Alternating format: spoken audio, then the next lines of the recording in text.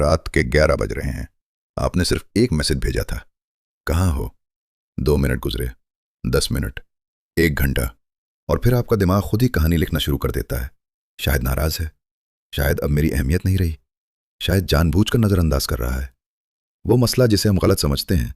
ज्यादातर लोग समझते हैं कि मैसेज का जवाब सिर्फ चंद सेकंड का काम है, तो फिर ताखीर क्यों? असल हकीकत यह है कि मोबाइल फोन ने हमारी जिंदगी तो तेज कर दी, लेकिन इंसानी दिमाग आज भी हजारों साल पुराने अंदाज में काम करता है।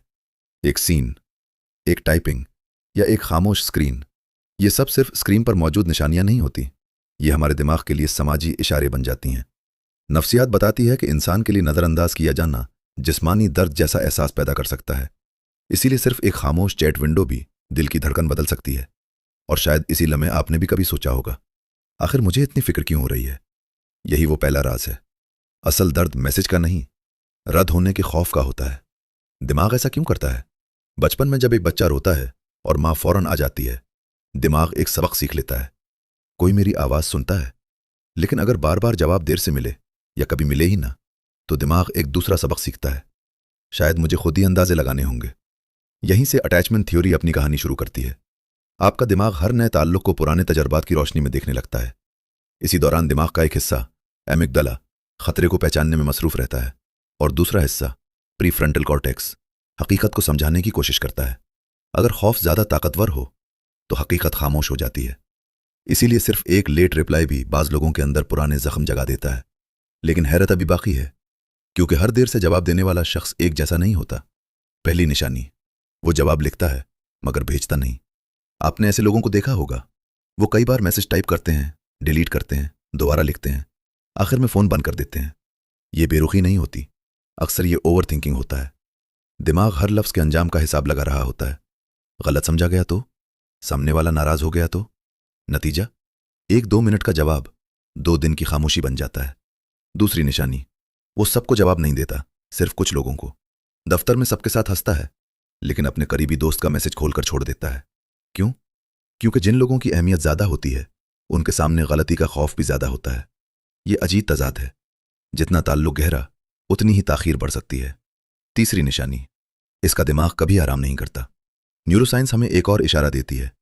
जब इंसान अकेला बैठा होता है तो दिमाग का एक निजाम, डिफॉल्ट मोड नेटवर्क, माजी और मुस्तकबिल के दरमियान सफर करता रहता है। कुछ लोग एक सादा सा मैसेज भी ज़हनी अदालत बना देते हैं। और लफ्ज़ का मतलब, और इमोजी का मतलब, और वक्फे का मतलब, और इसी सोच में जवाब मजीद लेट होता जाता है। चौथी निशानी, वो जज्बाती तौर पर थक चुका होता है। कभी किसी ने सिर्फ इतना लिखा, बात कर सकते हो, और उस शख्स ने पूरा दिन जवाब नहीं दिया। बाहर से लगता है कि वो मसरूफ है, मगर अंदर से वो जहनी थकन में डूबा हुआ है। जब कॉर्टिसोल यानी स्ट्रेस हार्मोन मुसलसल बुलंद रहता है, तो दिमाग छोटे फैसले भी टालता रहता है। एक मैसेज भी बोझ महसूस होने लगता है। पांचवी निशानी, वो जानबूझकर फासले बनाता है। ये सबसे मुश्किल किस्म है।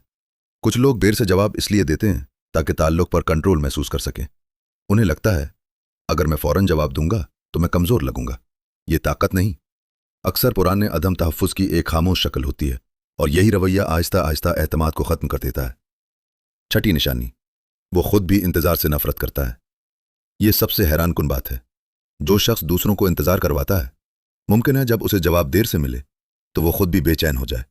इसे एहसास भी नहीं होता कि वो वही दर्द दूसरों को दे रहा है जिससे खुद बचना चाहता है। ज़्यादातर लोग समझते हैं मसला सिर्फ चंद घंटों की खामोशी है, मगर असल कीमत कहीं ज़्यादा बड़ी होती है। एक शरीक हयात सोचता है शायद अब मोहब्बत कम हो गई है। एक दोस्त सोचता है शायद अब मेरी ज़रूरत नहीं रही। एक मुलाजिम मौका खो देता है क्योंकि जवाब देर से भेजा। आहिस्ता आहिस्ता एतमाद कम होता है, गलतफहमियां बढ़ मरती हैं, और रिश्ते खामोशी से कमज़ोर होने लगते हैं। असल नुकसान वक्त का नहीं, तशरीह का होता है। वो मोड़ जो सब कुछ बदल देता है, लेकिन यहां पूरी कहानी बदल जाती है। क्या हो अगर मसला लेट रिप्लाई नहीं बल्कि हमारी अपनी कहानी हो? नफ्सियात इसे कॉग्निटिव बायस कहती है। दिमाग मालूमात से पहले मतलब बनाता है। खामोशी देखी और फौरन नतीजा निकाल लिया। हालांकि हकीकत शायद ये हो, फोन साइलेंट था, बैटरी खत्म थी, वो जहनी दबाव में था, या सिर्फ जवाब देने की हिम्मत जमा कर रहा था। अक्सर हम लोगों के अमल को उनकी शख्सियत समझ लेते हैं और अपनी गलतियों को हालात का नतीजा। यही गलती ज्यादातर रिश्ते तोड़ देती है। दिमाग को दोबारा तरबियत कैसे दें? अगर आप देर से जवाब देते हैं तो एक छोटी सी आदत अपनाएं। फौरन लंबा जवाब ना लिखें, सिर्फ एक लाइन भेज दें, मैं अभी मसरूफ हूं, बाद में तफसील से जवाब दूंगा। यह जुमला सामने वाले के दिमाग को गैर यकीनी सूरत हाल से निकाल देता है। अगर आप इंतजार करने वाले शख्स हैं तो हर खामोशी को मुस्तरद होना मत समझें। अपने दिमाग से एक सवाल पूछें, मेरे पास इस सोच का क्या सबूत है? यह सवाल प्री फ्रंटल कॉर्टेक्स को दोबारा फाल करता है और खौफ पर मबनी रद्द-ए-अमल आहिस्ता आहिस्ता कम होने लगता है। यही न्यूरोप्लास्टिसिटी है। बार बार नए अंदाज से सोचने पर दिमाग नए रास्ते बनाना शुरू कर देता है। रिश्ते भी बदलते हैं और इंसान भी। खामोशी हमेशा बेहसी नहीं होती।